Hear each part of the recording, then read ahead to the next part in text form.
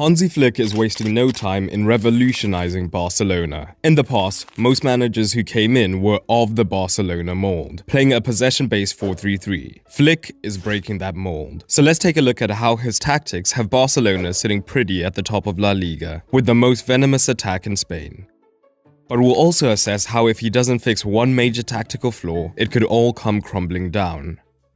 On paper, Flick's side fluctuates between a 4-3-3 and 4-2-3-1, but in this case, the base formation is almost meaningless. One of the rare times we do see Flick switch to a back three is when Ter Stegen is on the ball. When teams are sitting off of Barcelona, the Blaugrana will try and bait the opposition into a press, either through their centre-backs putting their foot on the ball, or Ter Stegen drawing in an optimistic striker.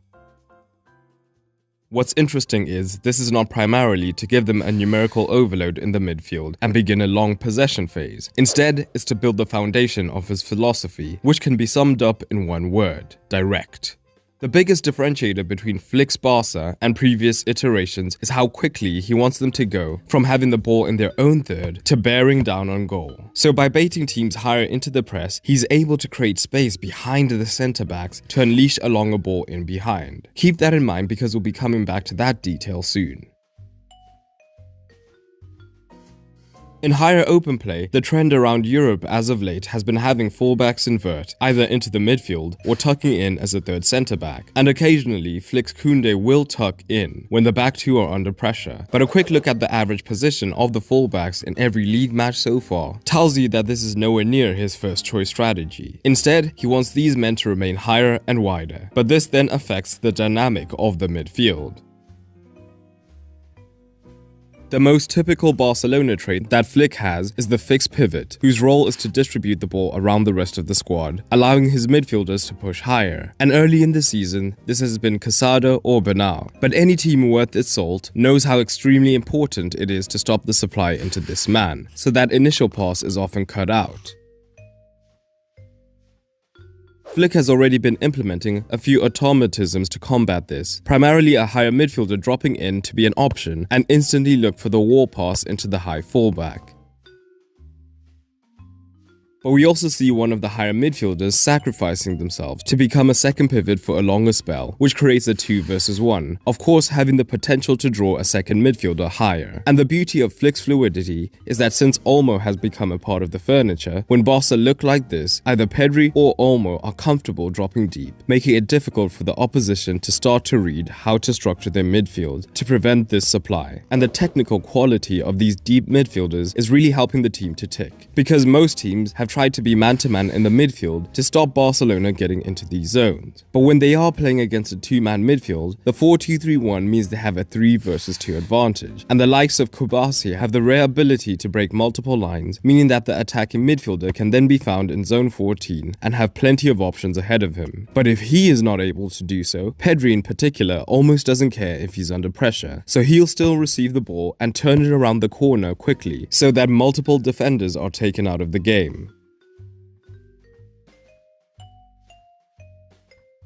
Initially, this key cog in the team was Rafinha, who was incredible in this attacking midfield position, attempting adventurous passes or getting rasping shots in from range. It looked like he had made this position his own, and was genuinely looking like one of the best players in La Liga. But new signing Dani Olmo had to be integrated, and he's also excelled as the advanced midfielder, while Rafinha has moved out to the left-hand side because Yamal has made the right wing position his own. Okay, so all of this works when Barcelona have the extra man in the midfield. But what happens against a 3, where they don't have the natural overload? Well, they still have the overload. Take a look at this table. No team in Spain plays through the center more than Flick's Barcelona. And this is the average team position in the 4 matches they've played. Essentially, the back 4 is fixed, with the left back being higher, but then it's difficult to see a clear structure in the center. But why? Well, firstly, Flick isn't an idiot, and he knew that this rejuvenated version of Rafinha in the center was going to be crucial. So he looked to get the best of both worlds by having both he and Olmo in the center. So he's had his hyper-aggressive left back provide all of the width, and this allows Rafinha to drift infield. So now they do have the overload. But it gets better. The right-hand side is slightly more fluid, as Yamal can stay wide with Koundé then moving into the half space, or these two rotate, bringing Yamal into the inside channel. To top it all off, Lewandowski is not operating as a traditional 9 glued to the centre-backs, so he too is adding to the midfield chaos. In other words, it doesn't matter what midfield formation the opposition use, Flick will always overload them through the centre.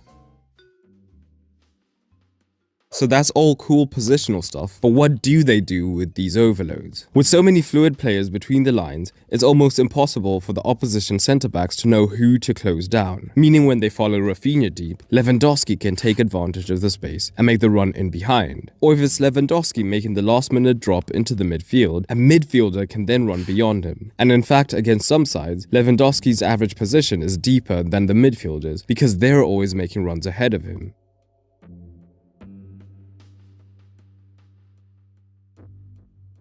And this is where the directness of Flick comes into play, because the midfielders have the freedom to attempt these high-risk passes even if they result in turnovers. The other key that makes all of this incredibly effective is that there is very little positionalism. So while it does look like this, it can be Olmo or Rafinha dropping deep. There are constant rotations, and players don't necessarily have to stay in certain lanes on the pitch, but rather they can move to wherever they are most effective. This is partly why if the opposition centre-backs don't push up to compact the space between the lines, the close distances between the Barca midfielders mean that combination play can be lethal. But Barcelona also love playing down that right-hand side, and the fluidity is essential to make it function. Of course, Yamal is elite when isolated in a 1v1 whenever those do happen, but Barcelona do tend to overload the right, often with Koundé and 2 to 3 other midfielders dragging defenders across. And from here, the freedom that Flick gives his men means it's less about tactical plays, but instead rotations, with constant movement meaning defenders think they have everything covered, only for a Barcelona man to get free in an inside position and be threatening the goal. Now contrast this to the left-hand side. No one has used the left less than Barcelona. And that is because whilst the right is used to get intricate combination plays, the left is a dagger that pierces the heart of the opposition when the right side fails. This is through quick passes and releasing Balde at the last minute to whip in crosses, and the central overloads mean that all of these men can then easily attack the box. But that man again, Rafinha, has an interesting role to play down the left, as when Balde receives, it creates room for Rafinha to attack behind the fullbacks and then whip in a cross on his strong foot. Or a space in the inside left channel is created, and he has seen a lot of success using his pace to exploit it. So all of this is great, but what's the one problem with Flick's Barca? One word: defense. One of the reasons having inverted fullbacks is so popular is because having an extra body in the midfield or the defense makes the side a lot more difficult to counter against. One obvious defect though is pushing so many men central, paired with having both fullbacks be so aggressive on the ball, means they're extremely vulnerable in the fullback areas on the transition. But it's their pressing shape that has the most potential to derail Flick's good work so far. Flick wants Barcelona to win the ball high up whenever possible, and the leaders of the press are his wingers, as they are expected to push up with curved runs onto the centre-back. The role of the striker and the attacking midfielder is to stop the ball into the deep pivots. So far, teams have tried to adapt by moving into a flatter 3 to have an extra central option, but Flick will also be willing to move a midfielder higher in these situations as well. While the centre is well protected, the obvious issue with this shape is in the wide areas. Barcelona are extremely vulnerable to a simple chipped ball over the pressing winger into the fullbacks. What this means is the opposition doesn't even have to work particularly hard to get the ball from back to front and into the final third.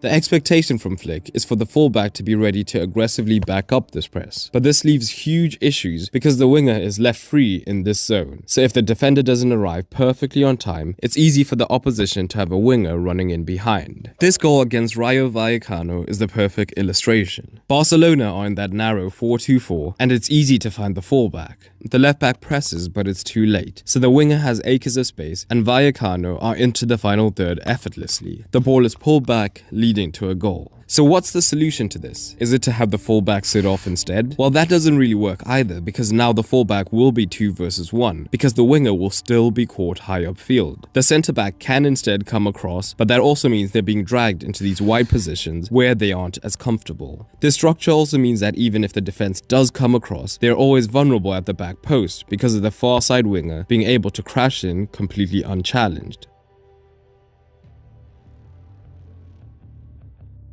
There is a caveat to this. If this pressing structure was horrific in the opener against Valencia, it's slowly been improving, and against Valladolid, we saw what this shape looks like when the press is executed well. Lewandowski and the midfielder covered the central pockets, and crucially, Rafinha waits for the centre-back to get the ball first before pressing, because if he had pressed when the keeper had the ball, the chip would have been easy. Now with Yamal cutting off the outlet to the centre-back, Valladolid are forced to effectively play in this condensed area, so they play a risky pass infield where the central trap is, and Barcelona have a turnover. So the potential is there, but the risks, in my opinion, outweigh the rewards. It's been an extremely strong start for Flick, but I want to know down below what you think so far and how you believe they'll progress. In the meantime, speaking of Barcelona managers, check out this video examining the style of a manager who in recent years has been the reference point for all Barcelona hires. Click on screen now.